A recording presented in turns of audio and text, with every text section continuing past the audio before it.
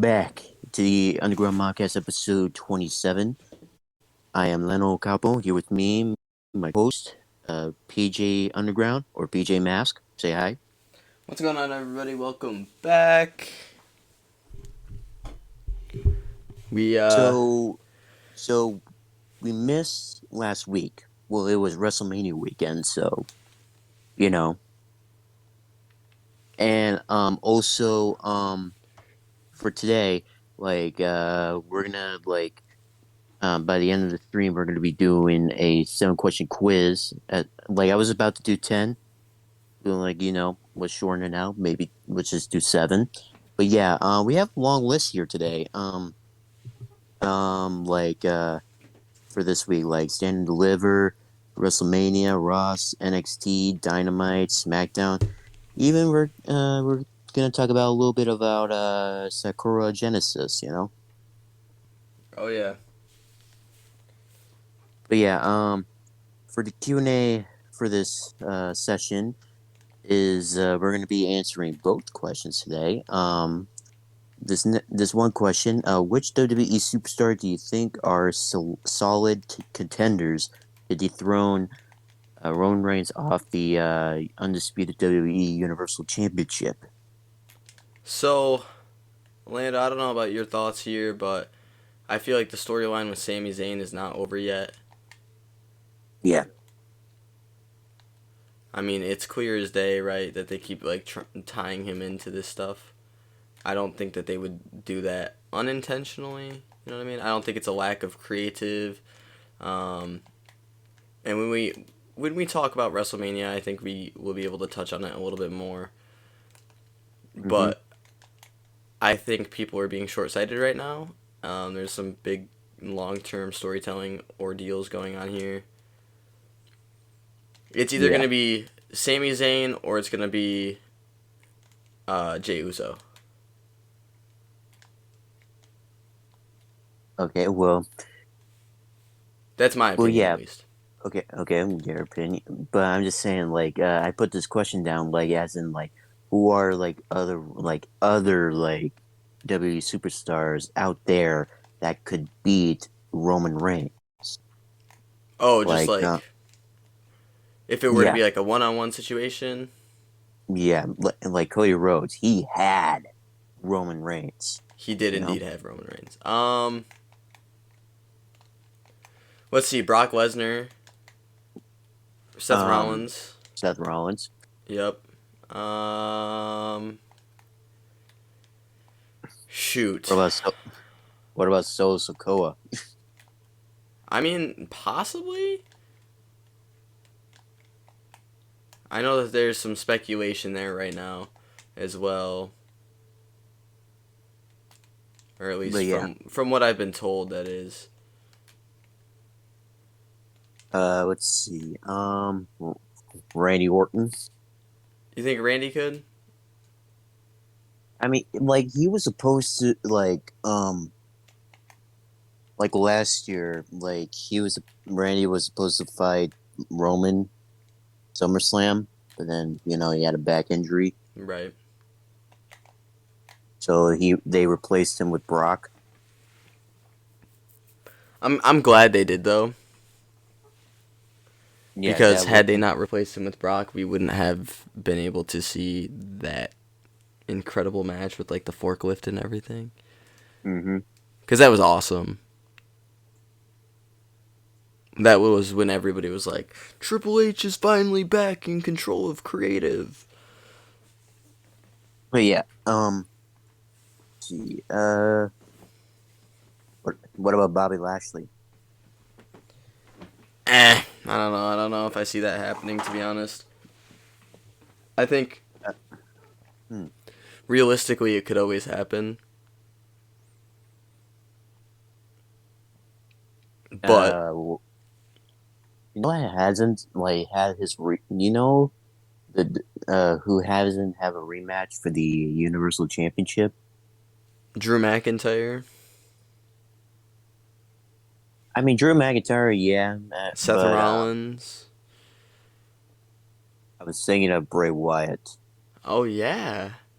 That's true. because because Because Roman is the one who took the belt off of Bray.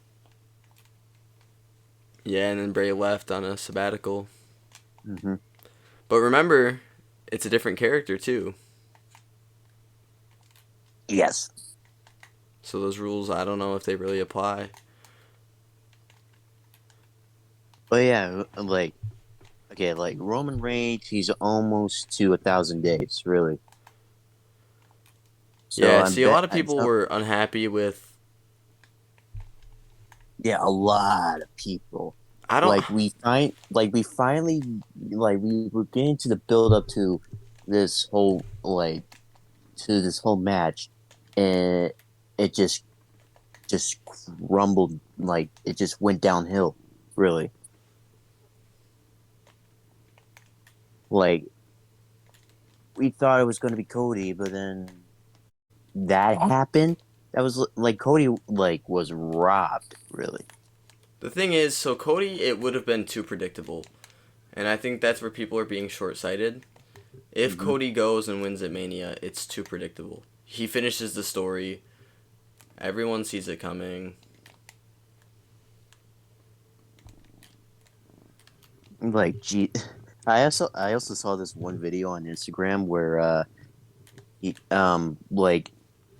there was this a kid and a fan, or no, sorry, a kid and his father, like sitting in their living room watching the ending of the Roman versus Cody match, Oh, I know and exactly what video you're talking about.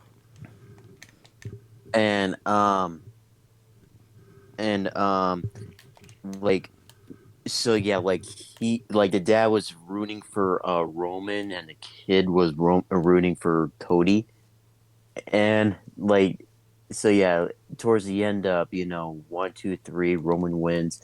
The dad was like, yeah, and he switched the camera to the kid, and he just popped the confetti, and the kid just yelled, "This is bullshit!" Yeah, I saw that video. It was really And funny. it was funny, but I mean, it was bullshit, really. Was it though? I mean, like, yet again, it's one of those things. It would have been too predictable. Everybody knows Cody's supposed to win. Now, we have something else being built up. I don't know if we want to touch on it yet, but But yeah, we've got something um, else being built up. It just would have made too much. It would have been too predictable to let Cody win at WrestleMania. Oops. yeah, I'm yeah. glad the Tribal Chief won. And I also remember seeing a clip of the post-show press conference with Triple H saying like like there will be that the story saying that the story will end with Cody losing, but then there will be like a sequel, you know? Yeah. The thing is, so like everybody just wanted Cody to come back and win the championship, and I get it to a certain extent, but like that that is exactly what people usually hate on. Am I the only one who's missing that? Usually they're like, "Oh my God, he's shoving them down our throats." That's usually what people are saying. But when it's Cody, everyone's like, "Why did he not win? Why did he not win?" The Tribal Chief is the best thing going in professional wrestling today. Yeah. And I gotten a couple Instagram beefs since Sunday about about this whole thing. I think Would you people are being gladly? short sighted, right? Yeah. If you look at Roman's reign as a whole, we we've really seen a lot of long term storytelling. Yeah. And with that, sometimes you don't get the results you want, but you will get the Yeah. result you want at the end. You always do. Yeah. Does that mean it's going to be Cody? No. But someone will dethrone Roman, and in my personal opinion, it'll either be Jay or Sammy.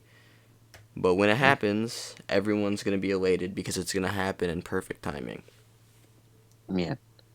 because I bet like they're just gonna let Roman Reigns like hit the like 1,000 day mark really, and they're gonna probably just drop the belts like soon after, you know. Yeah. But yeah, man, I was pretty pissed really when that happened. But yeah, like Triple H brought a good point, and the past is past. So yeah. Yeah, well, I mean, how it went, that's just what stands at the end of the day. Hmm. That he came out the winner, and people don't have to like it, but with that, let's move on to our second Q&A. The pro wrestling debate. So this is, I know that was not a very clear thing, so you probably didn't have a lot of time to prepare for it, but let me clarify for you. So I was at work, Hmm. and a couple of the people that I work with, none of them are wrestling fans, but a good amount of them know a lot about, or know a decent about wrestling. Okay. And I was talking to one of my coworkers about like the magic of pro wrestling and how it gets ruined for people. So like usually what happens is you grow up, you watch it, you love it. Then at a certain point in time, people are like, "Oh, it's fake," and that taints your image of it, right? Hmm. Which then leads to you falling off from watching it. Something we see, very commonly. And Yeah. so then if you look at like the average age of a professional wrestling fan, it's around like 50. Yeah. So what that leads me to believe, and I saw this on I don't know if I was on TikTok or if I was on Instagram short or on YouTube Shorts. YouTube Shorts, yeah. But they were talking about the reason they believe that this is, and they said that the reason they feel the average age is so high is because when it's ruined for you, you fall off, you stop watching it, you stop paying attention. Then later on down the line, you bump into it again and you're like, "Oh, I remember why I love this." Because you can just like kind of cast aside believing like, "Oh, it doesn't have to be real for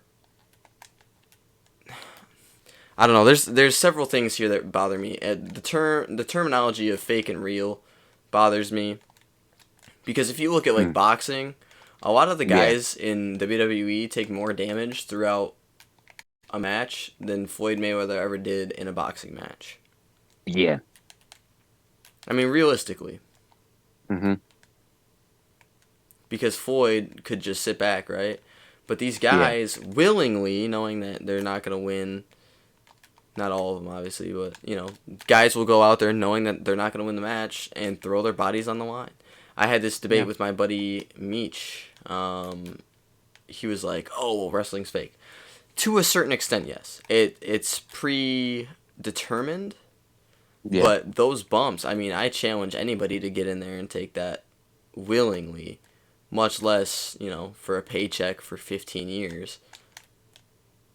That takes a special type of person. I don't know. Yeah.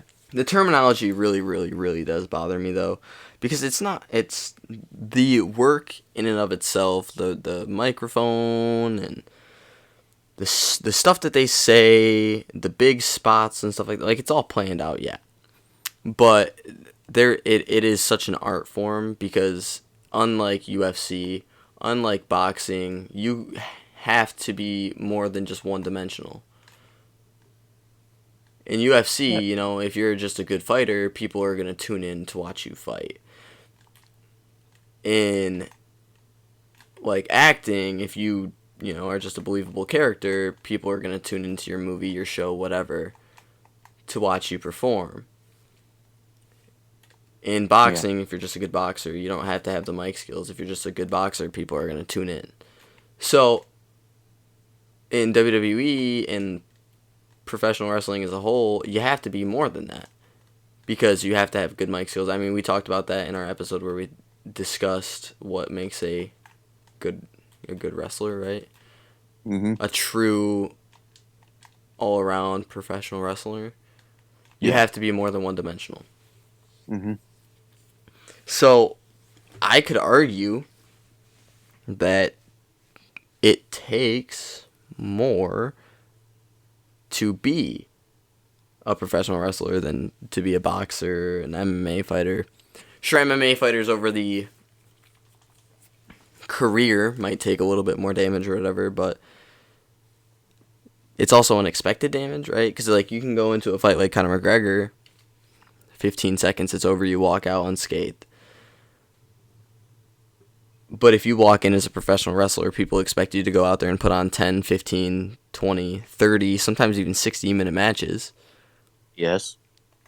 where your body is getting destroyed. Yeah. I mean, that is literally a canvas. I started working at that Pure Pro Wrestling spot, and dude, it's like a quarter-inch thick. The pad on top of the boards, and the Mm. boards are on top of a metal frame. So I mean, it's not necessarily a nice bump to take, Yeah. but yeah. So the pro wrestling debate is like wrestling is fake, and I feel like it can be very that the line between fake and real is very blurred in professional wrestling. Yeah.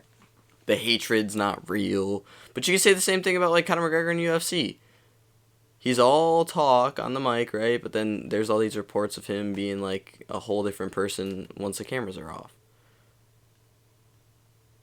Yeah. So yeah, I just wanted to talk about that because it was a very interesting conversation I had with a coworker of mine as we were watching Stand and Deliver on my computer. Okay. On a nice WrestleMania Saturday. Yeah. Yep. Even though, yeah, like WrestleMania, like, yeah, it was good, but the ending though, but you get the point. Yeah. Um. I don't understand why people are so sour on the ending. I mean, like, maybe it was a little bit too predictable. If Roman would have got over clean, though, would it have been a preferred ending over cheating to win? Probably not, right? Because people wanted to see Cody go out strong if he were to go out at all. Yeah. Realistically, the problem with all of that is people don't understand you can't have 1,000-day championship reigns every time someone gets a championship. Realistically, that's just not how it works. So these people, like, we are literally on the verge of history, and people are missing sight of it because they would rather just see a new champion. This can only happen so often, if ever again. You know what I mean? Yeah. Like, how long did it take for someone to break CM Punk's record, and how long did it take for CM Punk to break someone else's? CM Like, Punk's yeah. record was broke by Brock Lesnar, Mm-hmm. and that was in 2019. Yeah. 2018. So 5 years, half a decade. Uh. Because CM Punk's Yeah. championship reign ended Yeah. It ended. early 2013. Yeah. Yeah. Royal Rumble 2013. Yeah. So I mean, it happens like every 5 years. Enjoy it, man. Roughly every 5 years because now it's been broken, right? Now Brock Lesnar's has been broken. Yeah. Enjoy it. It can like people are missing the fact that we are literally witnessing history every day that goes by. Every SmackDown that there is. Yeah. They should feel entitled. Yeah. Uh. So yeah. Is that all? Is Yeah, that all? let's jump into the review of the week. or match of the week. Do we want to talk about match of the week prior to breaking into? Yeah, well, I'm so we already kind of touched on some things from WrestleMania, anyways. So yeah. this week was my match of the week, and I chose what was the match of this week, at least in my opinion, or the match of the last couple. I guess It's Seth technically it Rollins. was right. It's Seth Rollins versus Logan Paul. Yep. So I think this was probably one of the best matches in WrestleMania. I definitely think it was the second best match on night one, followed by Ripley and Charlotte. But it was just the storytelling. There was some just great moments. So a couple of the ones I wrote down, Logan Paul's entrance where he's like, "I got a zip line for my birthday." I hate the guy, but shit like that is just so funny to me. He's just so random and Yeah, unpredictable, and I love it. And the fact that they allowed him to have a hot mic during his entrance was great. I found that very enjoyable. And by hot mic, I mean like an open mic. And then yeah. obviously, we all know how athletic he is. hmm Like, that's no And secret, right? yeah, and once he got back on the ground, we see like a prime drink mascot. Yep. Yep, that's the next thing I had wrote down. So then it was revealed that the prime drink was actually none other than KSI, which Like not really surprising actually. One of the Wrestle Bros pointed it out. They were like the um the prime bottle. I don't know if they said too tall or too short to be Jake, but they said something along the lines of like it can't be Jake because of the height. So who is it? And one of them was it, like, "Oh, it's it, gonna be KSI." Spot on. So KSI is yeah, the prime bottle, interferes a little bit, yeah. but I mean, like I was thinking that it was either Jake Paul or KSI. Really, I texted to my friend. I'm like, watch the mascot like interfere. Really, and like I you were told her spot on, my like friend. yeah, and like I told her I'm like watch it be either Jake Paul or KSI. And like I don't know like the height for Jake Paul and KSI, but I mean at least I got one of them right, you know. Fair enough. But yeah, so yeah, it turned out to be KSI, and let me just say my favorite part of the match is where Seth Rollins was laid on the announce table, and Jake Paul was like gonna go on top of like the thick ring posts. Yeah, so it kind of gave me like flashbacks to Roman and Logan, where he was like, "You're going viral, Roman," because KSI had the phone out and he's like, "You mad, bro? You mad?"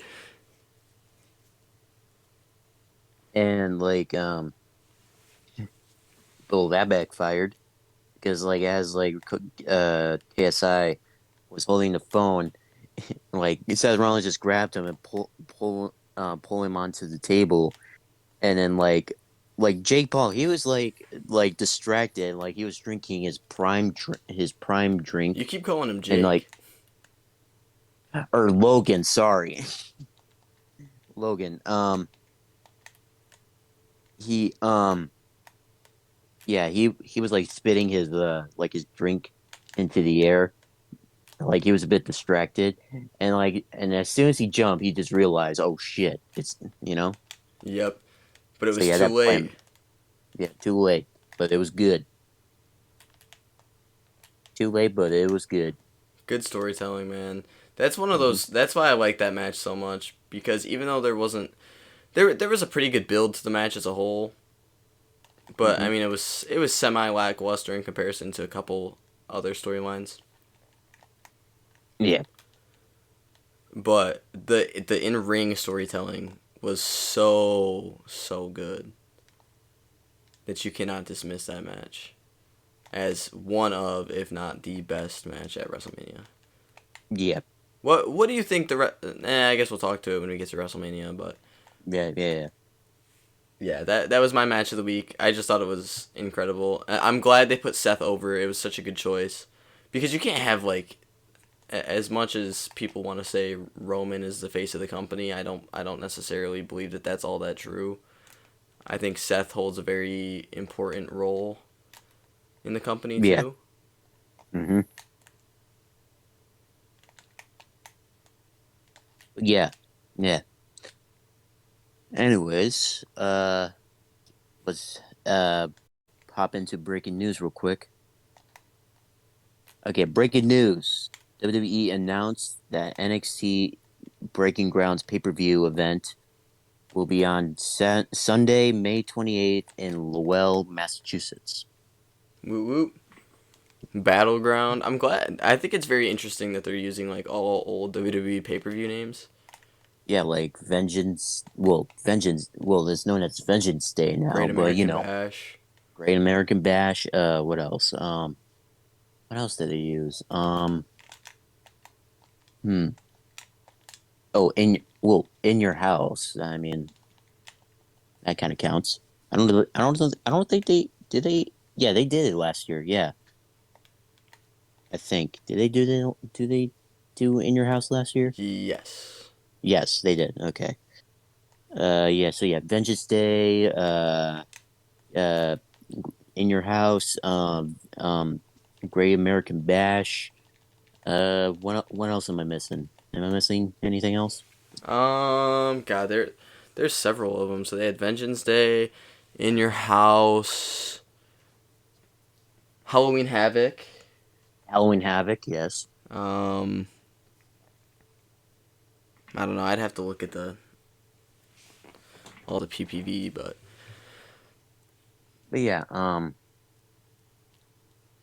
yeah, that's yeah, they just use like old like pay-per-view names, really. yeah, I don't mind it though because at least they're using those. A lot of them are good ones too. Like I loved Vengeance Day. Hmm. I wish they'd bring back Judgment Day or like Armageddon. Armageddon always had the coolest stages. Yeah, like you remember the 6-man Hell in a Cell match at the year 2000? Yeah, That one part where uh Undertaker chokeslam Rikishi off the top of the cell into the back of a truck. dude, that was brutal. Hmm. I don't know if you've heard Rikishi's interview about that, but Yeah. poor guy. I can't imagine Yeah. like pulling up to my job and then being like, so we want you to take a dive. Big dive. Like a leap of faith. Really. Leap of faith.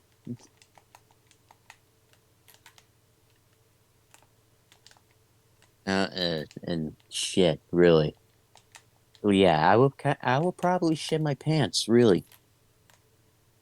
We're like, hey, you know that structure you're gonna be inside of tonight? So not only do we want you to get in there and risk your life, but we are going to ask you to take a dive off the top of it. How's that sound? Yeah, I would probably shit my pants. I no doubt would. Yeah. And okay. So yeah, NXT Battleground will be on the 28th of May. I'm excited for it. And the next breaking news, NJPW announced the G1 Climax will return on Saturday, July 5th or 15th, sorry. And watch Okada win again. I wouldn't be totally shocked. Watch Yeah, like this, like he won last year. I think he won like four. Like he won like four G1 climaxes. It's actually insane. I mean, yeah. Like I How mean, many like years has he been wrestling though? he's been wrestling for 11 years. That's it. Yeah, 11 years. I know that 11 years isn't like a short amount of time, but in compare, like look at him as like a Triple H of like NJPW. Oh, really? I Well, mean, just yeah, like done it all, very mainstay and top class, and maybe more like a Brock Lesnar at that point, I guess. yeah. He's like Triple H and Brock Lesnar, really, of New Japan, really. Let's put it that way. Triple H and Brock Lesnar of New Japan. He's got the versatility of Triple H, but they book Yeah. him like Brock. How's that Yes. sound? Yeah. Yeah. Yeah. That's like the definition of Okada, that he's like the Triple H and Brock Lesnar of New Japan. But yeah, just watch him win again in the G1 Climax. But they haven't announced like the competitors in the climax, really, not yet. But we'll know once it gets close. You know. Yeah. Anyways, so yeah, that's our breaking news. Now it's up to this week in wrestling. Next up, NXT Stand and Deliver. Next time on the list, Tyler Bate and Chase U defeated the Schism in the kickoff. Yep. Yep. Indy Hartwell won the NXT Women's Championship by the help of Dexter Loomis in the six-woman ladder match. I am In that, upset because that implies that women cannot do things for themselves. That's sexist, WWE. okay, okay, but I mean, Indy Hartwell, she was like the underdog of the match, Yeah, really. didn't she not even like? Didn't she qualify in the last chance thing? Yeah, she did. She did. Yeah, she qualified for the last chance match, and she was qualified. Only to go win it. Mm-hmm. And we'll talk about her first defense. Yeah, in a bit. Joe Coffey returns and helped Gallus retain the NXT Tag Team Championship I must say, I in was the not Triple Threat expecting that. Tag. Yeah, I wasn't expecting that either. I'm like, yeah, and I wanted the D'Angelo family to win. Yeah, me too. Yeah. Wesley retained the NXT North American Championship in the Fatal Five Way match. I mean, I kind of want Dragon Lee to win, but deep down, I knew that like Wesley was going to retain. Yeah, I figured Wesley retains or yeah, either he retains or he retains. Yeah. Johnny Gargano defeated Grayson Waller in the unsanctioned match. I don't understand what they're doing with Grayson at this point. I feel like he's just like being jobbed out to everyone. Mm. Like, I get, you want your happy ending and whatnot, but I mean, who what knows? Maybe the rivalry is not over yet. I think it'll be brought up to the main roster. At least I'm hoping it does. Yeah, and like, yeah, I said it. Yeah, I actually told you that before, that I bet it's going to be brought up to the main roster. Yeah, I'm really hoping for it. But yeah, Elba Fire and Isla Dawn of the Unholy Union, that's their tag team name, defeated Fallon Henley and Kiana James to become the new NXT Women's Tag Team Champion. Woo-hoo. Let me tell you, Alba Fire and Isla Dawn, they kind of make a good of a team, really. They They kind of do. do. They do make a pretty Yeah, solid team. yeah. The Unholy Union. Okay, and now this one I'm happy for. Carmella Hayes became the new NXT champion, ending Braun Breaker's 362-day reign as champion. Thank God, dude. I was Mm-hmm. so sick and tired of that broad breaker bum. Yeah, That's a little harsh, but nonetheless. yeah, It's just frustrating for me because Braun Breaker, I feel like the only reason he's been pushed the way he has been, especially in NXT, is because he's a Steiner. yeah, Am I wrong for that assumption? I don't think I am. yeah. Because he's big and beefy, and I mean, he's pretty agile. I appreciate that about him. But in terms of like charisma, he lacks it. Ring or mic skill lacks it. Moveset, It's not bad, but it's not great. Yeah. You But know what I'm anyways, saying? yeah. So yeah. Yeah, that's NXT Stand Deliver. And let's hop on to WrestleMania 39 Saturday. Austin Theory retained the United States Championship against John Cena.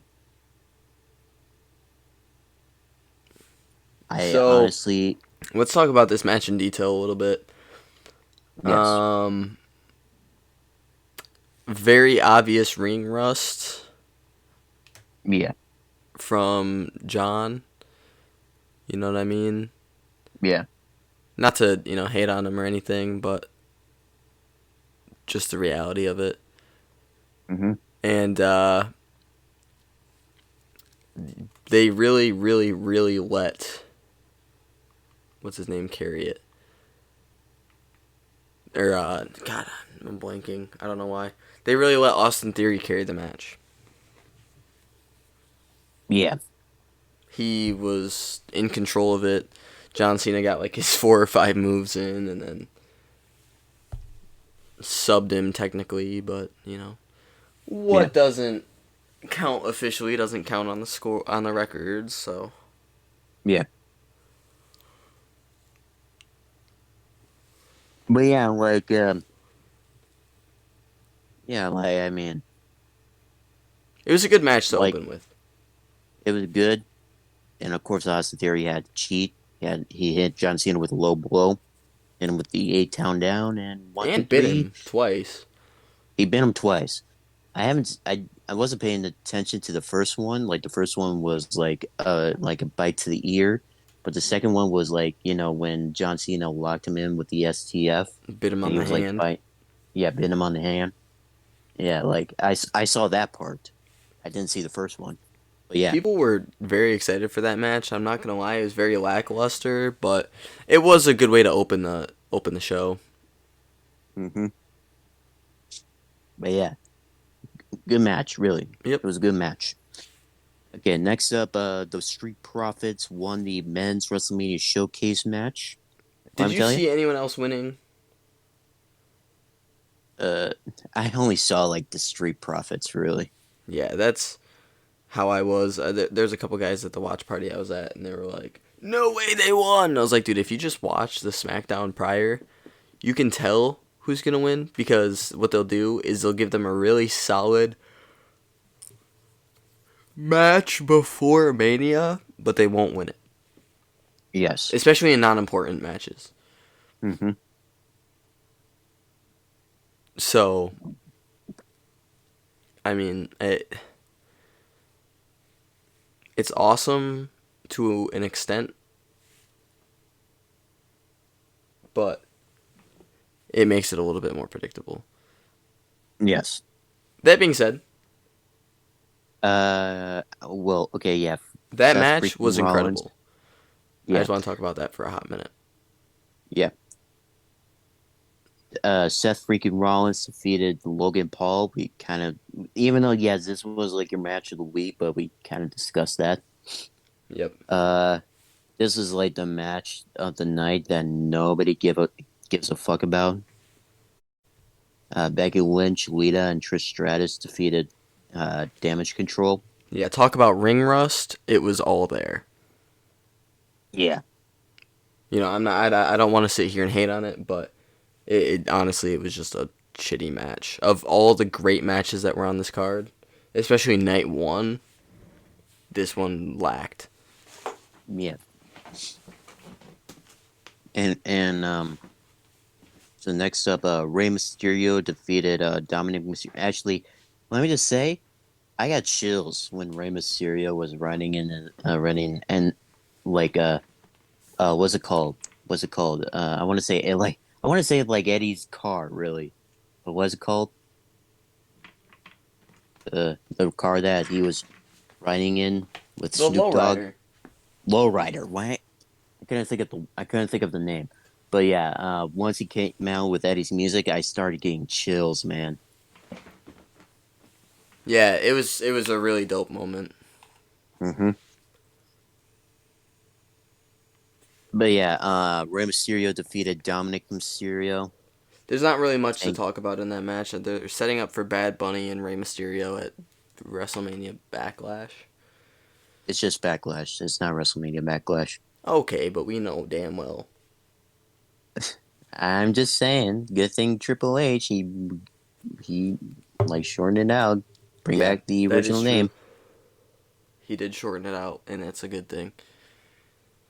WrestleMania Backlash felt stupid because it just felt like a repeat of everything we saw at Mania. Yes, yes. But yeah, um, next up, Rhea Ripley won the SmackDown Women's Championship against Charlotte Flair. In That was terms a of good match. technical in ring ability and whatnot, in ring performance, match of the night. Okay, what about? Sorry. Um, I mean, what about like the Kevin Owens versus or the Kevin Owens and Sami Zayn Uso match? It was slow. I don't I want to was like, hate on it. It was a good match. It was a good way to end the pay per view. man, like I gotta say, like Rhea Ripley, Charlotte Flair match, and the KO and Sami Zayn Uso match. That's in my opinion, is like tied for it's like tied for match of the night, really. In my opinion, really. Fair enough. I Yeah. just So yeah, think the hard hitting offense by both Rhea and Charlotte, as well as like the actual physical toll that both of those women took, yeah, I think it made it a overall better match. Like if you, I mean, when we get to the main event, I guess we can talk about it a little bit more. But yeah, we'll talk about it when we get to the main event. Okay, so yeah, after the Ripley match, Pat McAfee returned and defeated the Miz. That it was set up by Snoop Dogg. So I mean, glad to see Pat McAfee back Oh yeah. and whip. Yeah, so yeah, that's pretty much I gotta say about that. Oh, I should also mention that George Kindle got involved as well. So it was like kind of like a 2-on-1 situation. Yep.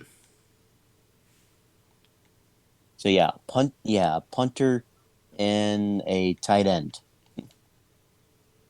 with who are from like two different teams, really.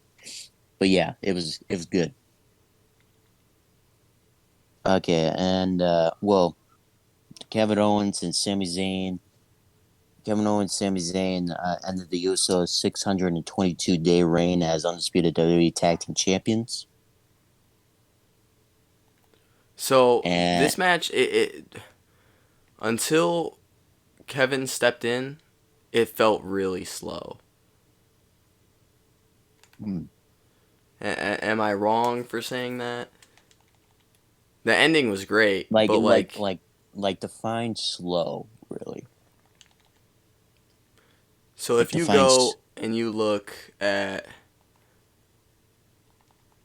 especially when Kevin Owens got dished to the outside and beat up, Mm-hmm.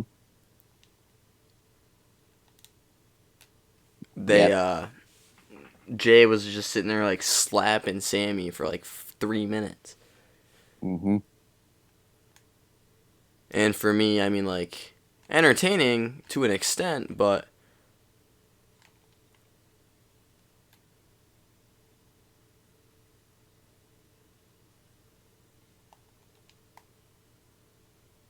I feel like it could have just been more, especially for a main event.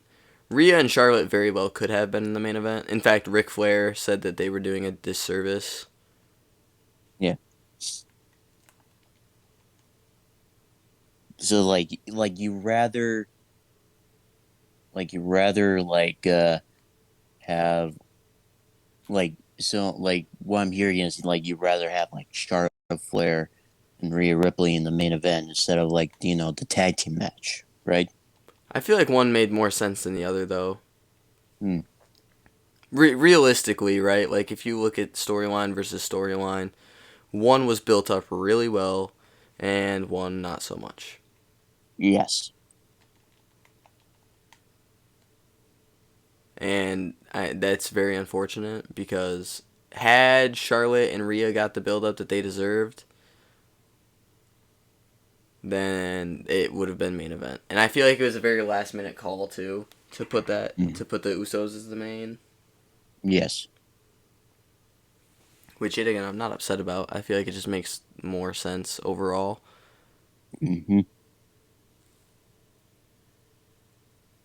So yeah. Should we move on? Yep. Okay. WrestleMania 39 Sunday. Brock Lesnar defeated Omos in the opening match of the night.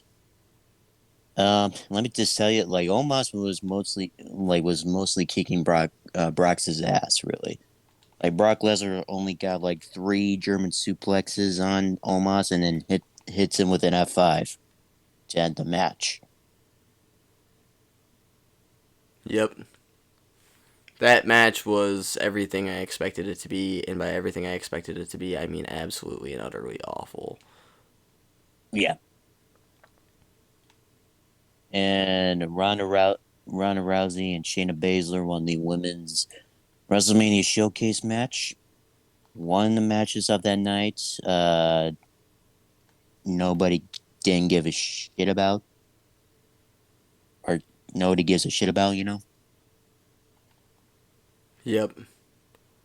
Yeah, so I kind of predicted. I knew that like Ronda Rousey and Shayna Baszler were gonna win it. So yeah, yeah, it's kind of predictable, really.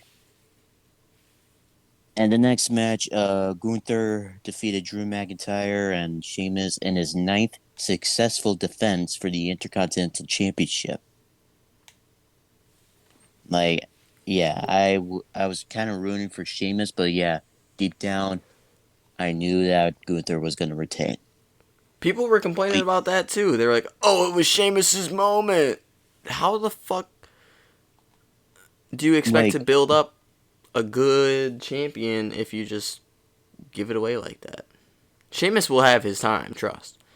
yeah, like you said before, like he has like 6 years left in him.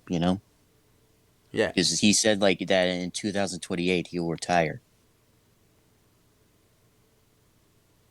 But 2028? yeah, like okay, like it was like back in 2022 that he said that he got 6 years left of him. So yeah, in 2028, I bet he's retiring because he's like because that's when he's gonna turn 50. Damn. Yeah. So yeah, like he's gotta retire. And next match, Bianca Belair retained the Raw Women's Championship against the Asuka. I thought Asuka was gonna win, really. I did too, and I was hoping that they would right that wrong, but I was so very wrong. Yeah, like it seems like they're gonna set up Bianca Belair to become like the longest reigning Raw Women's Champion because like she has like a few weeks just to break that record, really, because like Becky Lynch's record is 399 days. So like she's almost to that mark. So yeah, I bet she's gonna break Becky's record. You think so? Yeah, I think so. Yeah. So moving on, I put this down a waste of a return for Shane McMahon. Really, Yup. That poor guy can't catch a break. can I get like he like does like a leapfrog over the Miz, and then as soon Literally as he first lands, move of the match too. first move. broke his ankle. I'm like, wow, what a ways of return. And then like Snoop Dogg uh stepped in and punched Miz right in the face. Not once, but twice. Just and he does like the people's elbow, a very shitty people's elbow, really. True that. Yeah. Like the Snoop Dogg elbow, you know? The Snoop Doggy Dog elbow. Yeah. Or the doggy elbow, yeah. Um yeah, and yeah, the Miz and like defeated the Miz, really. And next match, Brood Edge or the Devil Edge, which one doesn't matter what you call him, defeated the Demon Finn Balor inside Hell in a Cell. And Now that, one, for me, was so shitty. yeah, The match why? itself Because was great. it's just that the Demon didn't win, right? Yeah, like, I don't know what's going on with the booking, you know what I mean? Um, but I felt like we very well could have let, Finn Balor get a win. that might have been nice. Yeah. Because what I've heard, like ever since like Finn Balor came to the main roster, he is like 0-2 with the Demon. Yeah, Because the first one was against Roman Reigns at Extreme Rules 2021. yeah, he did so well prior though. Like, Yeah. when he first got pulled up and ended up winning the Universal Championship, right? Yeah. Great booking, completely sold on it, but after that, it was kind of just because he got injured, and Just they were like, screw that guy. yeah. And that let me just say that one part of the match where Edge threw like a ladder at Finn, which busted him open. 14 staples. Or yeah, 14 staples like right in the forehead. Go ahead, throw a photo of that in there. Yeah, if I could find it. It's on his Instagram. No, like I saw.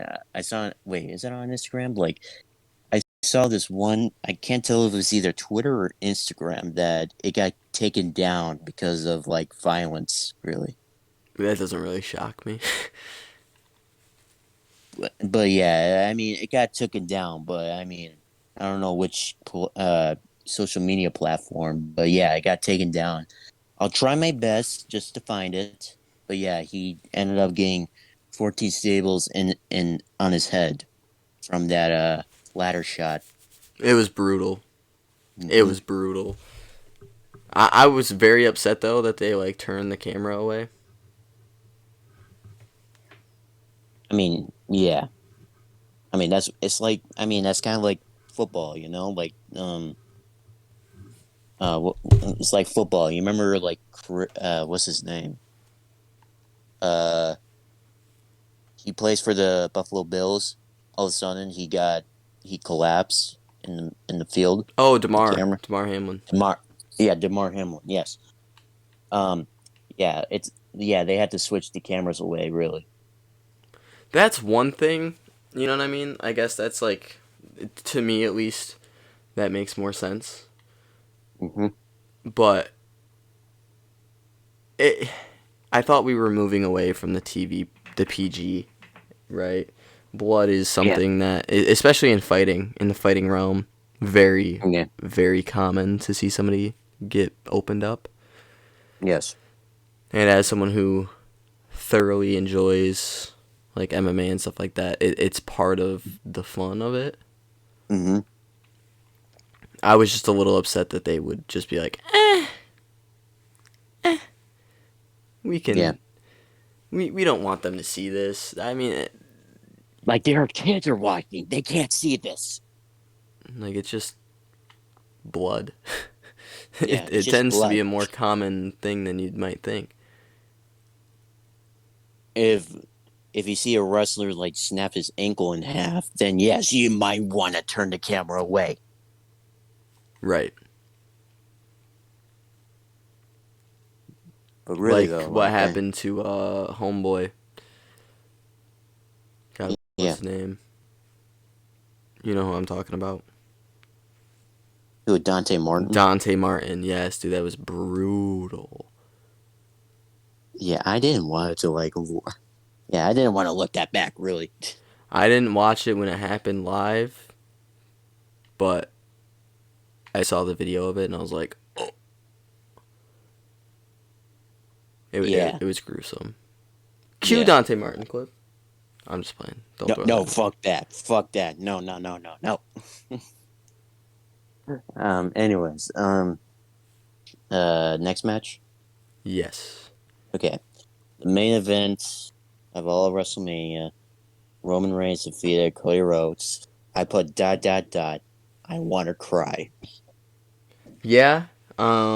Sucks for you, buddy, but we the ones. All this build up for nothing.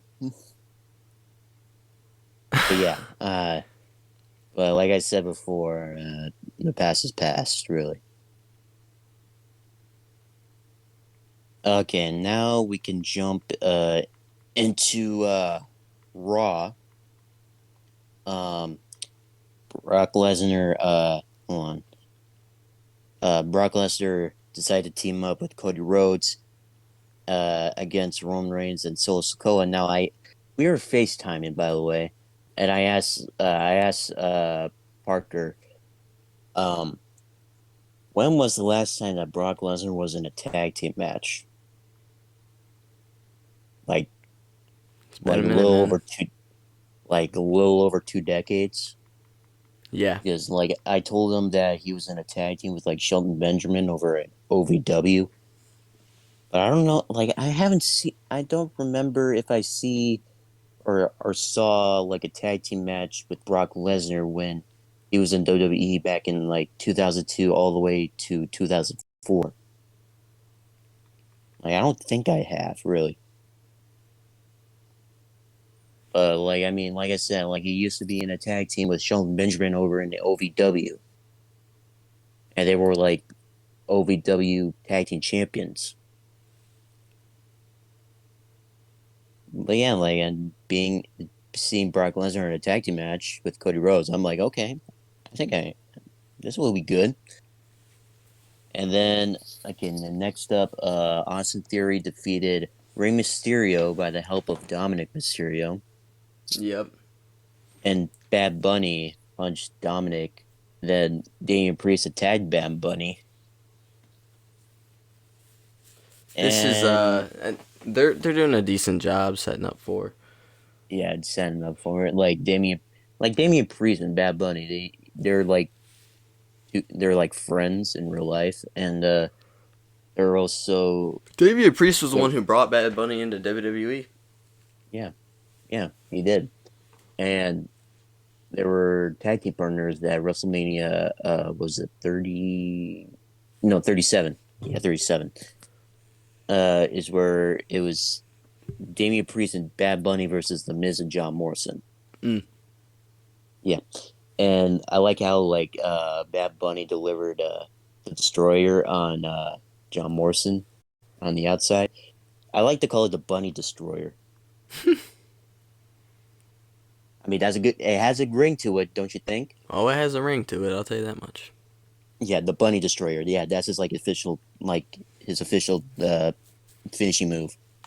Is this his finishing move in WWE 2K23? I haven't played him yet. Who, Bad Bunny? Yeah, Bad Bunny. I didn't pre-order, so I don't know. Oh, okay. Well, might as well play later and see what his finishing move is, and if it's and I mean, hopefully it's the Destroyer, really. I'm sure it is. I don't know But if yeah, they'll call it that. I know. Probably like I don't know. It's probably known as like the I don't know, the Panama Sunrise. Yeah, I know someone made a The what's it Canadian called? Destroyer. I don't know. Who knows? Who knows if they're gonna rename it like the Bunny Destroyer in the game? I don't know. I know someone made an Adam Cole one. He's got the Panama Sunrise. So, Yeah, Panama Sunrise. Yeah, dude, I love the community creations aspect of 2K23. I know it's a little off topic, but that way I yeah. don't have to make shit myself because I'm not creative. I am though. Yeah, you are. You have an Hmm. Xbox though, don't you? Yeah, I have an Xbox. Yeah, Yeah, did you see? but yeah. So yeah, this is like the build up for Russ or um for Backlash. Like I want to see like Rey Mysterio and Bad Bunny versus like Dominic Mysterio and Damian Priest.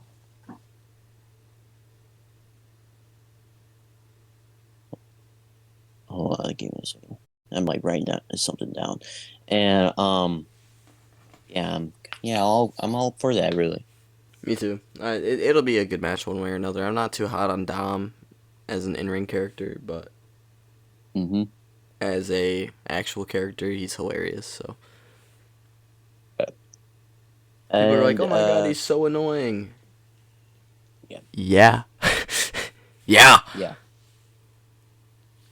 but yeah, that pretty much will be happening at Backlash. But yeah, anyways, moving on.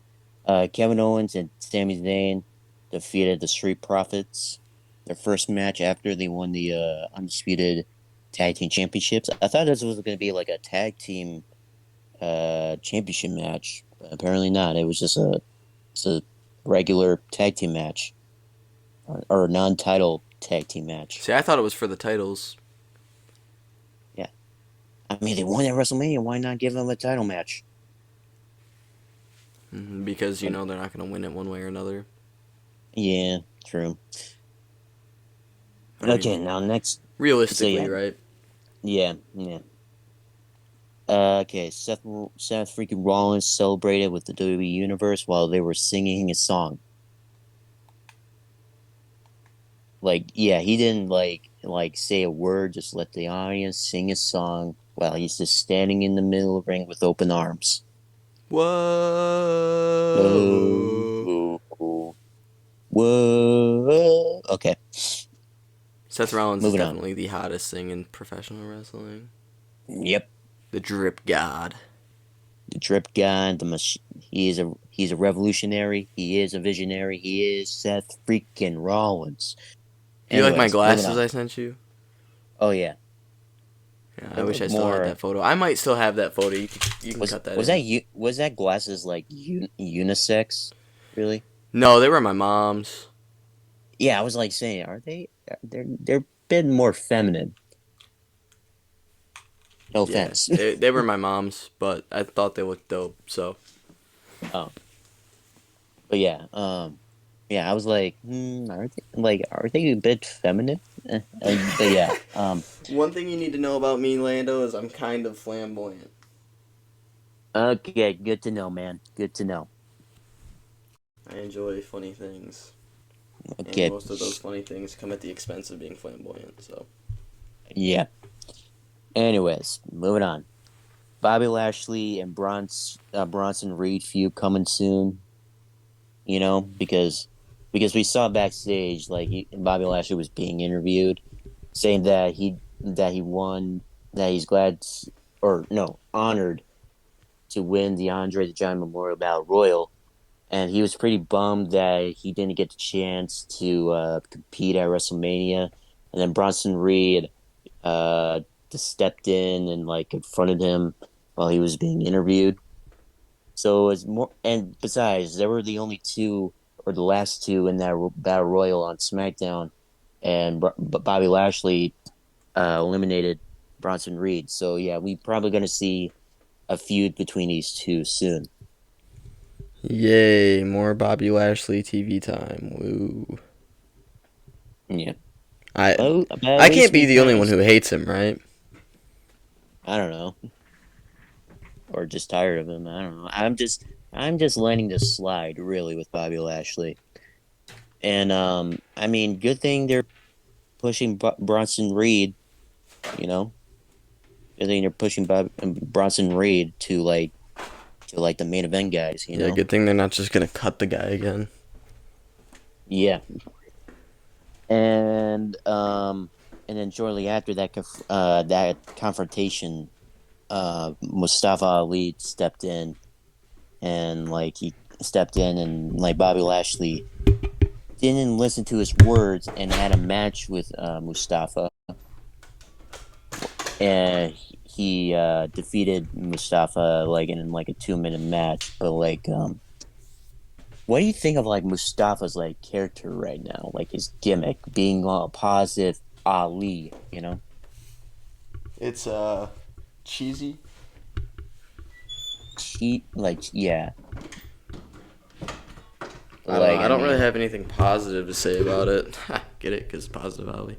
Um, yeah, I don't know. I don't mind it necessarily, but I don't think it's like the best. I feel yeah, like they really dropped the ball when they had the opportunity with him. Like putting him over against Austin Theory would have been great. Give him a short yeah, little U.S. championship run. yes, I think that would have been really good for business. yeah. But too Just like when bad he got that it didn't happen. injured heading up to WrestleMania. Hmm. So yeah, that happened. Next up, Liv Morgan and Raquel Rodriguez defeated Damage Control to earn a opportunity for the WWE Women's Tag Team Championships. Now, WWE like, continues to bury Damage Control, and it's a waste. yes, I feel like that's pretty much all that's needed to be said. yeah. And Matt Riddle returns to Raw with no Randy. No Randy. Just Matt Riddle. I mean, I'm glad that Matt Riddle is back, really. But no Randy. No Randy. Yeah, dude. I don't remember who it was. Someone was telling me they were like, Randy Orton's gonna be at WrestleMania. Okay, well that was wrong. Randy Orton's gonna be at Raw. Well that was wrong. So, will we see Randy Orton again? Oh, man, I have no idea. Probably by SummerSlam. I don't know.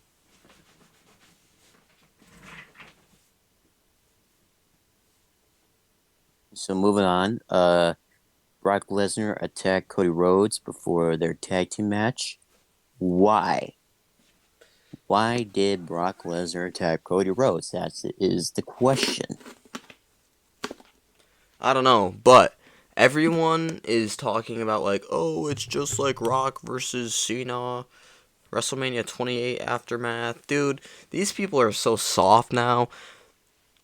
Can't you just enjoy it? Cody versus Brock Lesnar, no matter what way it pans out, which it's going to be in the favor of Cody. Let's just keep it a buck 50. There's no way.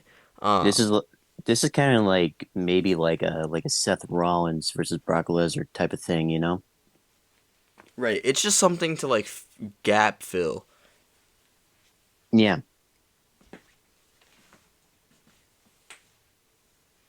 yeah, definitely, yeah, yeah. And I want to hear like the explanation of why Brock attacked Cody. I don't know when Brock is going to return, but yeah, I wonder What's your why. guess? Because my guess is that he attacked him because he wanted Cody to win so that he could get another championship opportunity. Yeah, that's what I'm thinking as well. Like, did he attack him because he didn't win? He didn't win because we all know if Roman Reigns, as Roman Reigns is still champion, Brock Lesnar can't get a title shot as long as Roman is champion.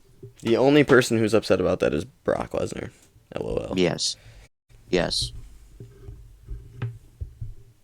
I mean, okay, like even though like Cody asked for a rematch, and Paul said that if he could find a partner that competed at WrestleMania to be his partner and win the tag team match, he he will grant Cody Rhodes a rematch. And who came out? Brock Lesnar. And I'm just saying, why would you attack Brock or attack Cody if you wanted to have like want him to win and like have a title shot, you know? That is a good question. Like yeah, you get the point. Why attack him even though he has a chance to have a rematch? That way, like he can have another chance to maybe take the belts off of Roman, and that way you can have a title shot. I think that's the only like logical answer, right? Yeah, Like people can technically sit here and say whatever they want, but I think but the yeah, only one that really makes sense is that as what? it's Yeah, is because he can't get his championship match that he wants. yes, but yeah, yeah, but I can't wait to hear what Brock Lesnar has to say about that. But yeah, now jumping on to NXT. Noam Dar is back with the NXT UK Heritage Cup Championship. And now I told you this that I thought the NXT UK Heritage Cup was retired, like retired with the other UK belts. You know, Yeah. like once like NXT UK was gonna shut down and that they were gonna rewatch NXT Europe, which didn't happen, by the way. It was supposed to happen in February, but no, nothing happened. I don't know when they're gonna do it. Probably not, but who knows? Um, but yeah, he's back in NXT with the Heritage Cup, and I bet I don't know if it's gonna be like another like mid card title for NXT. You know? I don't know. I feel like they'll probably just do like a tournament once a year type of thing. Yeah, just one like one of those championships that you can hold that championship once a year, and then or not once a year. Like you hold that championship for a whole year, and you have to like defend it by the end of the year. You know? That'd be cool. Yeah. And next, so yeah, it seems like Dragon Lee might uh be next in line for that shot because like Dragon or Noam Dar was watching over the match between Dragon Lee and Nathan Fraser. Yeah. So it seems like they're like gonna have like a feud between Noam Dar and Dragon Lee for the Heritage Cup. Listen, I'm here for it, man. hmm And so yeah, I'm glad to see Noam Dar back. To be honest, with the Me Heritage too. Cup. I didn't think that was gonna happen. Yeah. Next up, Indy Hartwell defeated Zoe Stark to retain the NXT Women's Championship in her first defense, like 3 days after uh, NXT Stand Deliver that she won the NXT Women's Championship in that ladder match. And then Tiffany Stratton wants a shot at the title when she came out, but then a returning Cora Jade attacked Indy Hartwell from behind and wants a shot of the title as well. Yeah, I am kind of hoping to see Cora Jade win it. I'm not gonna lie to you. Hmm. Oh, really? I thought you would go for Tiffany Stratton. No, it I liked Cora Jade. I'm glad she's back. Also, I have a little bit of a bias because she's on my faction. So, Oh, okay. But yeah, um, but yeah, so yeah, like, but it seems like Cora or Valkyria and Cora Jade still have unfinished business. So I mean, who knows? Because I don't know if you've been watching like on social media that Lyra confronted Cora in the parking lot. So yeah, they still have unfinished business. So yeah, yeah, that yeah. happened. So We'll see where it goes for sure. yeah, so yeah, that pretty much happened. Okay, next up, Wesley retained the NXT North American Championship against Axiom. Even though Axiom, he asked for a one-on-one that he's been asking for a few weeks from to Wesley, so Wesley finally finally accepted the challenge for a one-on-one match against Axiom for the NXT North American Championship, even though Axiom was unsuccessful in that match. Even though they both shook hands for good sportsmanship, and all of a sudden, Grips failed to ambush Axiom, and while Axiom hits Grips with his finishing maneuver, the Golden Ratio, while Grips was jumping into the ring and just Axiom just hits him with the Golden Ratio while he was in midair. Yeah, that was a dope moment. This is like a superhero versus villain type of thing, you know, Absolutely. which is kind of cool. Really, it's kind of cool. Okay, next up, three new NXT competitors coming to NXT soon. T- Tank Leisure, Danny Palmer, and Oba Femi.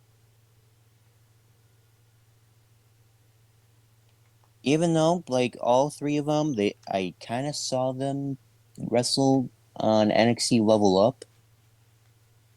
Um, I mean, very curious. I don't watch Level Up, and I'm pretty sure nobody watches Level Up really. But I'm curious of how they're gonna do in NXT. Really, I heard that Oba Femi is 6'4", 310 pounds, and he has these MMA gloves. Really, so I mean, I'm curious of what they're gonna do with him in NXT. But who knows? Uh, yeah, curious to see what they're gonna do with him. Now the final thing for NXT this week. Braun Breaker heel turn and attacked Carmelo Hayes and Trick Williams during Melo's NXT Championship celebration. Yeah, was it really a heel turn or was it a revenge thing? I would say, well, yeah, it's a heel turn. Come on, it's a he- yeah, it's kind of like a revenge. I would say heel turn slash A little uh bit of both. a little bit of both, really, because we saw before the match ended at Stand Deliver that Trick Williams got involved, hits Braun Breaker with the NXT Championship from behind. So I mean, yeah, it's a heel turn slash revenge, really. You know, I'd like to see a retirement turn for Braun Breaker.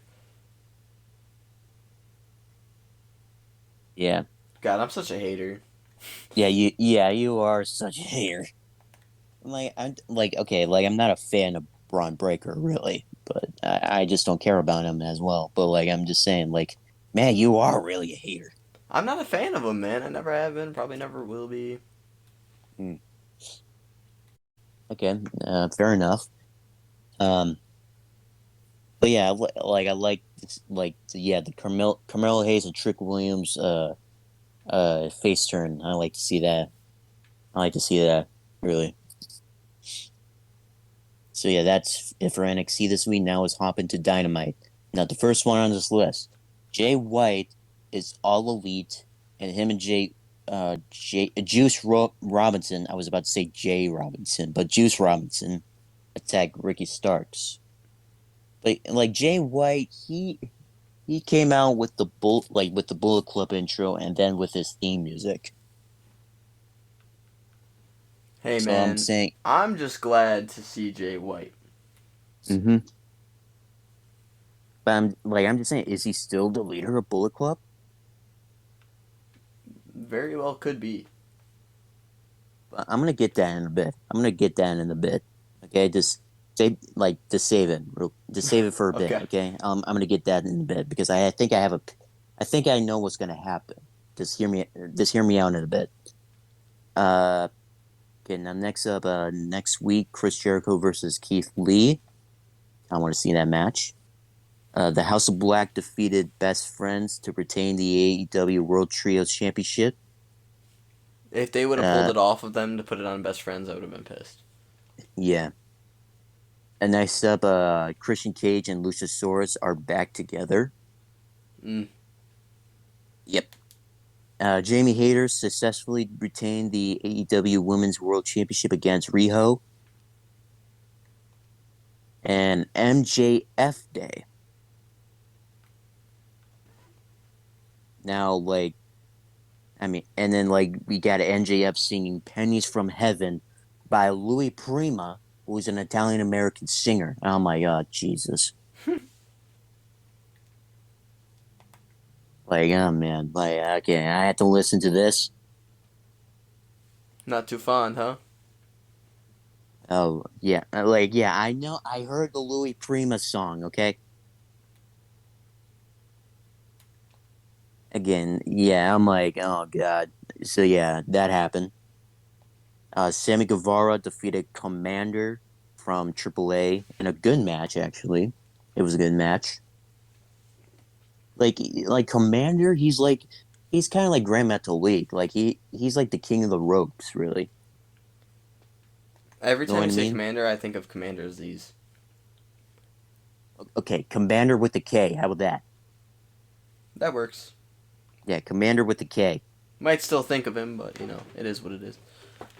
I'm just saying Commander with the K, and I'm not saying Commander Aziz. And there's no Commander Aziz anymore. There's Kadaba Kato. But yeah, Dabakato. Commander. Yeah, now there's Commander with the K. Okay, Commander with the K. But yeah, he's like Grand Metal League. Like he has a good balance on the ropes. He will go from one side to the other just by like doing like a tightrope, balance, and does like a senton dive outside the ring. Like he just this is like his first match after he fought El Hijo Delfin Kingo for the AAA Mega Championship at the Super Card of Honor pay-per-view. Really? Yeah, Huh. That'll be interesting. yeah, that was like a 20-minute match, I believe. Dang. 20-minute match with two luchadors. But 20-minute yeah, match? yeah, it was like I think it was a 20-minute match. If I mean, probably, but yeah, it was like a 15-20 minute match. Yeah, it was for the Mega Championship. Now, next up, Hook retained the FTW Championship against Ethan Page by the help of Matt Hardy. So it Wait, seems like, so Matt Hardy helped Hook? yeah, he helped Hook. He like Ethan was calling Matt Hardy to bring the FTW Championship up to the ring, but instead he hits Ethan with the belt. Damn. Literally. Cold hearted. Yep. Now, next up, AEW announced on August 27th, they will have a all-in pay-per-view in London, England, at Wembley Stadium. Yeah, I heard about that. That's exciting. Yeah, another interpromotional show. Now, next up, the Blackpool Combat Club assaulted Hangman Adam Page with a screwdriver. Oh God, not the screwdriver. No. But yeah, that happened. FTR defeated the Guns to become two-time AEW World Tag Team Champions. Woot woot. Yep. Not only that, they just won their 10th tag team championships. Best tag team in the Or- world, man. Not a Yep. doubt in my mind. Which is two NXT tag team championships, two Raw tag team championships, which makes it four. Triple One A, Smack NJPW, Triple A. Ring of Honor. yeah, and SmackDown, and then yeah, and now two AEW World Tag Team Championships. There is nobody So better, yeah, man. Nobody mm-hmm, better. yep. So yeah, that is Dynamite for this week. Uh, Let me just say there was like two times where the Guns were trying to get themselves disqualified, but the referee just didn't want to like ring the bell, or like Cash Wheeler, he was like, "Don't ring the bell, don't ring the bell," you know. But they Yeah. came out strong and they became two-time AEW Tag Champs. Now was Congratulations to hop, FTR, man. I really thought that they were yeah, gonna take some like a leave of absence, but I'm glad that they took that and used the opportunity of dropping those other belts to come back and lead the division that matters for them. yeah. Now let's hop to the SmackDown. The Brawling Brutes defeated Imperium in a six-man tag team match. This is like, I don't know if it's just me. Like, this is like like another Sheamus versus Gunther feud, Yeah, maybe. boo. I'm sorry, but I'm done with that already. Can this be like a? I mean, if it is happening, make it. I mean, at least make this like a. Say like if like Gunther beats Sheamus, then Sheamus won't have a shot against uh or for the Intercontinental Championships as long as Gunther is champion. I'd be okay with that. Yeah, like if you're gonna have like another feud between these two, just make the third match like if like Sheamus loses, then he can't have a shot at the Intercontinental title as long as Gunther is champion. It would You make know, like sense to do something like that because I mean that's what I would do that if way I'm people can if stop bitching and moaning. yeah, like that way that I can just like like I mean like if I'm a, like a booker or a script writer, then yeah, I would do that. I would do that. If I'm setting up for another feud that leads up to like a third match between two guys that fought the other two, then yes, I would set up for that kind of match. Really. Fair enough. Yeah. Now Triple H announced that the draft is coming back to WWE in a few weeks. Now, I mean, they didn't say like an official date, really. They just said in a few weeks. Yeah, you're right. They didn't do an official date. I don't know when, but like yeah, they didn't they only like Triple H only said that it'll come back in a few weeks. Didn't Huh. say in like an official date. He just said in a few weeks. I guess we'll see, man. Yeah. Judgment Day defeated LWO. And I put this down. When can Santos Escobar and the rest of Legado del Fantasma get a win? That's a good question. Um, they definitely deserve one, Yeah, they deserve a win, really. but they are also losing to top caliber opponents. So, I mean, if they were to be just like jobbing out left and right, the frustration. Like they just like now they're like, okay, just so you know, like I don't know if you heard this, but like they said that like they said on Twitter that WWE is dropping like the Legado del Fantasma name, so they're sticking with like LWO.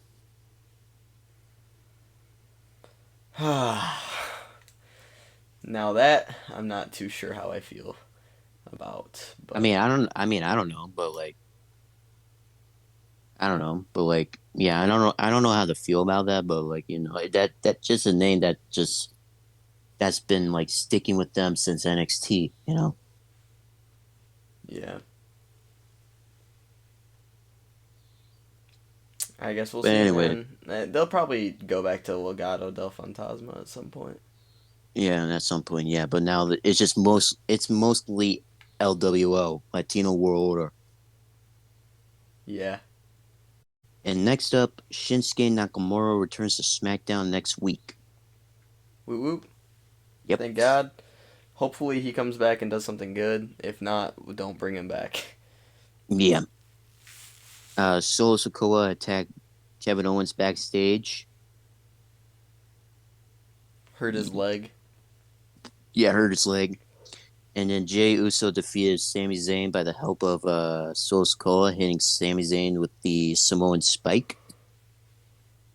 And then, of course, in Bloodline fashion, as they're about to finish the job for good, someone Mm-hmm. comes out and stops them. Yep. Matt Riddle returns to SmackDown and saves Sami Zayn from Jay and Solo. I mean, yeah, like Solo's the one who basically like took out Matt Riddle like months before or a few months, yeah, like a few months ago, really. That Yeah, took him out of action. Well, in real life, he's like he's been in rehab, you know. that's actually wild. But yeah, he still has unfinished business with like the bloodline, really. Matt Riddle. He sure does. Yeah. Hmm. Now, next up is the Sakura Genesis pay per view in NJPW. Um, El Phantasmo has been betrayed by Bullet Club. Now, this is like okay. You remember I told you about like what I think is going to happen with Bullet Club with like Um. Jay White. Jay White. Oh yeah. Okay, here's what I think is happening. Like because like okay, like El Phantasmo. Like okay, let me just start this one out. El Phantasmo didn't think that David Finlay is not worthy to be a leader. You know, since Jay White left New Japan, Right. and so they had this six-man tag team match at the pay-per-view. It was El Phantasmo, David Finlay, and Kenta. Versus it was Tamatonga, Hikuleo, and Master Wado in a six-man tag team match, and of course Bullet Club won, and um they attacked they attacked all members of the other team, and David Finlay, he was just like like he was just like beating the hell out of Tamatonga, and he wants a shot of the never openweight championship because like Tamatonga, he's the current never openweight champion, and like there was this one point, and then like El Phantasmo like literally just pushed David Finlay off of Tamatonga, and they started to like push each other, David Finlay and El Phantasmo, and they started to have a fight, and then Kenta and Taiji Ishimori trying to play peacemaker, and all of a sudden, both of them turned on El Phantasmo.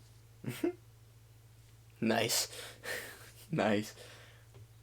Yeah, and now like, and then they cut to the backstage, and David Finlay discussed the promo saying that, am, am I not? They think I'm a leader, like Kenta and Ishimori. They think I'm a leader. You think I'm not having trouble with leadership? I'm having trouble with membership, which Ooh. is you, El Phantasmo. Ooh. Yeah. So yeah, I'm like, okay, okay, I can definitely see him being like the leader. Like yeah, I kind of see him being the next leader now. Club I'm like, takeover. yeah, a little takeover, yeah. But here's what I think is gonna happen. Like since Jay White came back to wrestling and he's now all elite, but like he came back like with like the Bullet Club intro with the theme music. I'm like, okay, is he still part of Bullet Club?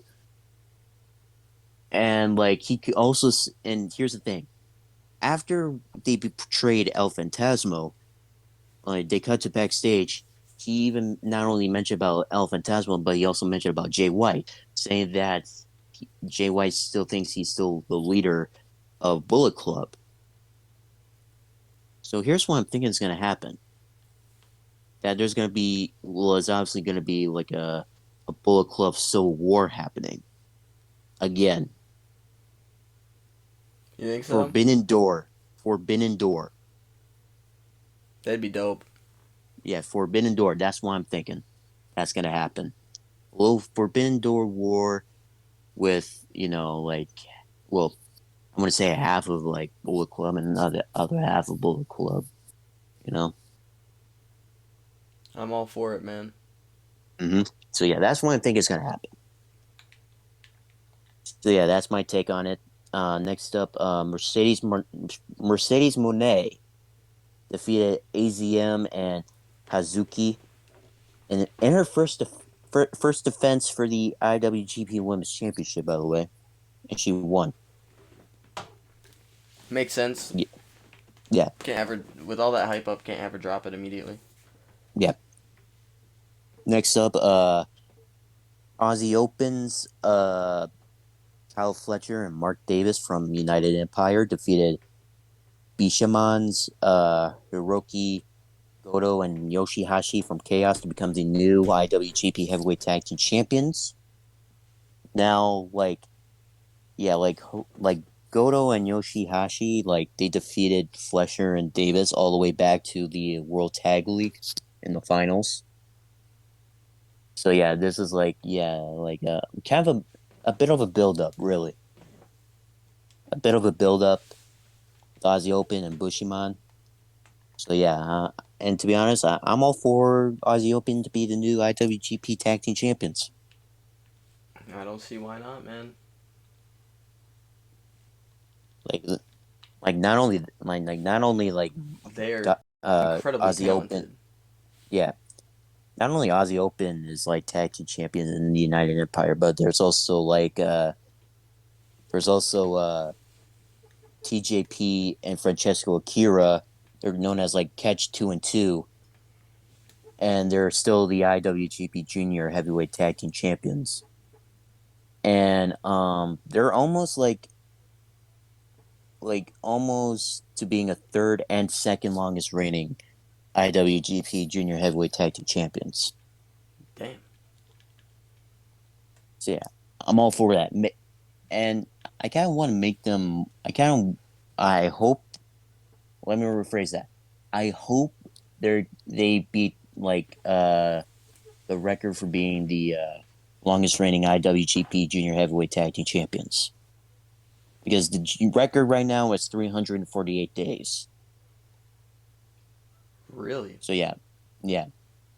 And right now they're hold on, I got it down. Hold on. They're at 293. So all they have to do is to pass 298 so they could be the third longest reigning. And then they have to pass 304 days just to be the second longest reigning. Wow. And after that, 398 or sorry, 348, they pass that, they're the longest reigning IWGP Junior Tag Team Champions. Good The for more you them, know. man. Yeah. Now, last but not least, Sonata, who won this year's New Japan Cup, defeated Kazuchika Okada to become the new IWGP World Heavyweight Champion. Hell yeah. Like, as Sonata won the New Japan Cup, he left Los Ingobernables de Japón and joined a group with Taka Michinoku, Yoshinobu Kanemaru, Taichi, and Doki. Uh, yeah, they're now known as like the Five Guys, or just Five Guys. Sorry, just Five Guys, or J5G, J5G, or just Five Guys. Yeah. Yeah, like kind of like the Four Horsemen, you know? Or like the burger place. Yeah, like the burger place. Yeah, just you, five guys. you like that? Just five. Yeah, yeah, like yeah, just five guys. But yeah, yeah, like yeah, yeah. I'm surprised that he beat Okada. Really, like, wow, didn't see that coming. So yeah, I'm happy for Sonata. Good for him. Good for him to being the new IWGP World Heavyweight Champion.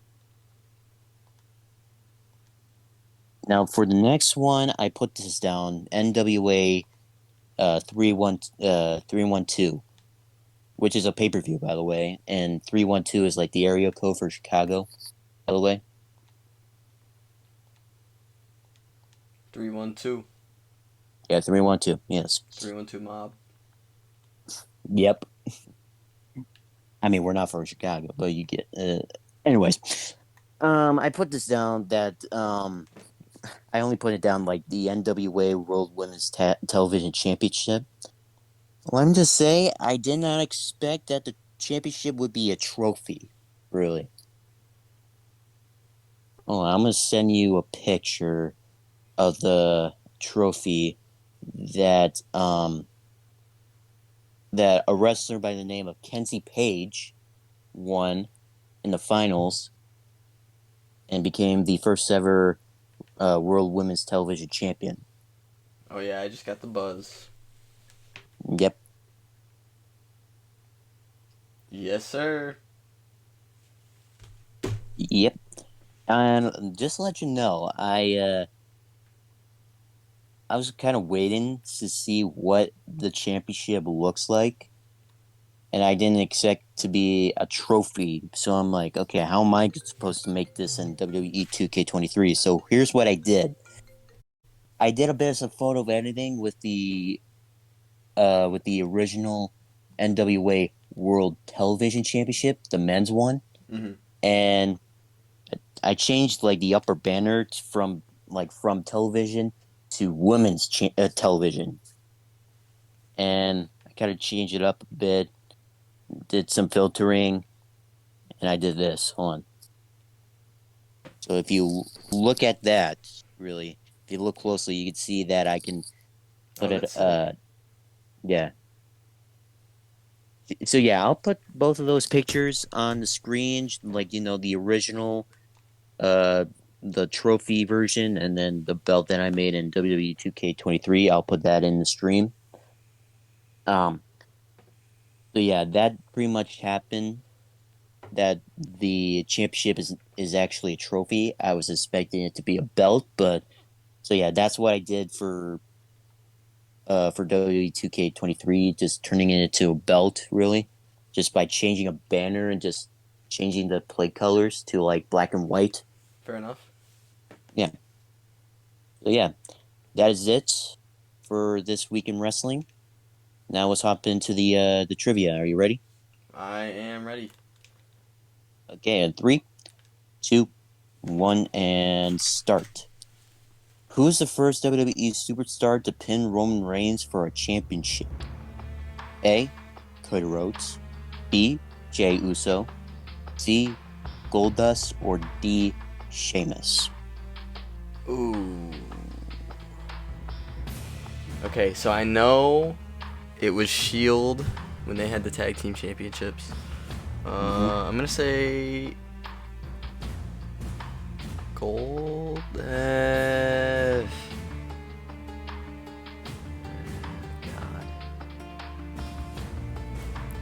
I'm not gonna. I'll go Gold Dust. Final answer? Final answer. I'm sorry, you were wrong. It was A. Cody Rhodes. Damn it! I knew it was one of them. Yeah. Again, now number two. Which Ring of Honor trio tag team holds the record for being the longest reigning Ring of Honor World Six-Man Tag Team Champions for 405 days? A. The Righteous. B. Villain Enterprises. C. Shane Taylor Promotions, or D. Mexi Squad? All right, And run feel that free question to. back. Okay. Which Ring of Honor Trio Tag Team holds the record for being the longest reigning Ring of Honor World Six-Man Tag Team Champions for 405 days? A. The Righteous. B. Villain Enterprises. C. Shane Taylor Promotions. Or D. Mexi Squad. And you could ask me who are like the members of each team. I'm gonna say Villain Enterprises because they had them for a while. I'm sorry, you were wrong. It was the Mexi Squad. Who's in the Mexi Squad? Bandito, Flamita, and Ray Horus. Huh. So yeah, the leader was Bandito. Yeah, makes sense why I didn't know it, to be honest. Yeah. So next up, number 3. Who defeated Velador Jr. to end his 1,631-day reign as NWA World Historic Welterweight Champion in CMLL Mexico? Oh God, Lando, you're really setting me up for failure here. Okay. Anyways, A. Rocky Ramiro. B. Matt Taven. C. Mascara Dorada. Or D. Eton. Alright, I'm gonna say B. Final answer? Final answer. It's probably gonna be wrong, but Yeah, you're wrong. It was Rocky Ramiro. yeah, dude, Hey, you're setting me up for failure. It's alright though, because I'm learning. That's what matters. Yeah. That's what matters. Yeah. Okay, but I mean, okay. This next one, number 4. I think you're gonna get this right. What number position in the 2010 Royal Rumble match did Edge return from a torn Achilles tendon injury? A. Number 1. B. 21. C. 24. Or D. 29. You said 20 what? 2010? Yeah, 2010.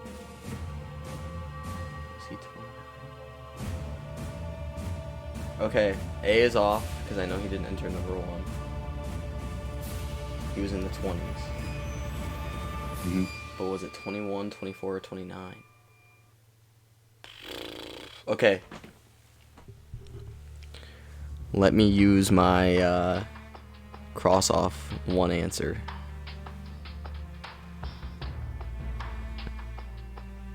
Cross off one for me, Lando.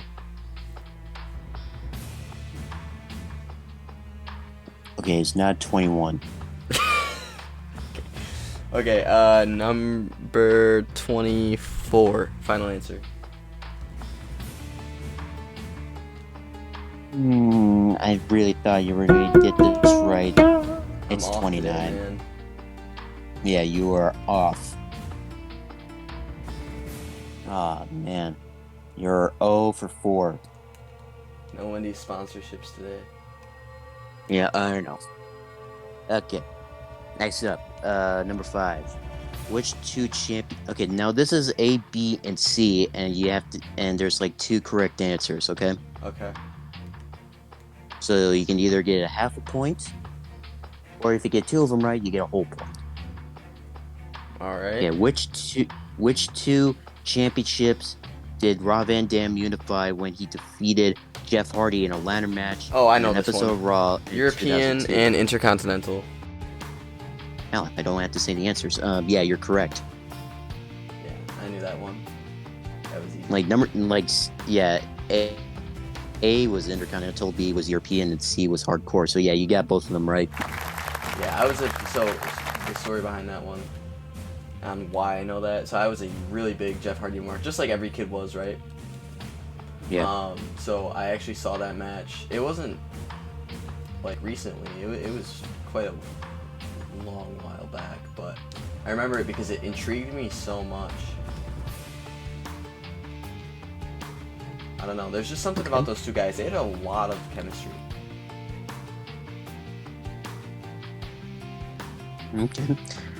Okay. So yeah, number 6. Okay, this one's a bit of a long one, so just bear with me here. All right. Okay. In AJPW, 3 championships been unified into one belt called the AJPW Triple Crown Heavyweight Championship. One belt is the PWF World Heavyweight Championship, and the second belt is the NWA International Heavyweight Championship. What is the third belt that's been unified with the other two? And I'm about to send you all 4 belts, okay? Alright. Like all the names. A, PWF United States Heavyweight Championship. B, NWA United National Championship. C, NWA International Junior Heavyweight Championship. Or D, PWF All Asia Heavyweight Championship. Oh, God. Uh, okay.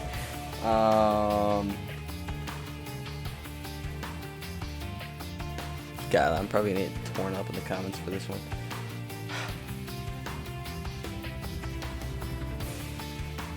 B, final answer. You are correct. Let's go! Never mind, I lied. I'm not gonna So yeah, 2 for 6. Hey. Again. So yeah. Now another. Okay, this one is kind of a long one. So yeah, once again, bear with me here. Alright. Okay, the KOD 10-man Tag Team Championship in DDT Pro Wrestling has a unique aspect that each belt has a different strap color. One belt has a red strap, one blue, one green, and one yellow. What is the strap color of the 5th championship belt? A, orange. B, pink. C, black. Or D, white. D, white. D, white. D, white. Final answer. You're wrong. It was B, pink. I have no idea. These were all just. I know. I'm sorry, man. No, I mean, listen, I'm learning. It's all about the learning experience here. So. I send you a picture of the 10-man tag team titles. All right. And let me just say this. You know what those colors represent? Red, white, and blue. Actually, no, I have no idea. The 5 Power Rangers. Oh, really? It's a very Yeah. interesting thing to base a wrestling promotion off of, But yeah. But all I can say is, like, even though I'm not a big fan of like the script writings of DDT Pro Wrestling, but all I can say is I'm a big fan of their belts. Not like their current ones. I'm not talking about that one Gay World Anal Championship. Fuck why that. not? That one was But awesome. Favorite belt ever. Yes, sarcasm. He says. Anyways. So yeah, thanks for tuning in for episode 27. I'm Leno Cabo with PJ Mask. That's like your new wrestling name, right? PJ Mask. Yeah. Good night, people. Yeah. Thank you for tuning in. Lando, hit him with it, do! Signore e signori, arrivederci e buonanotte. Bang!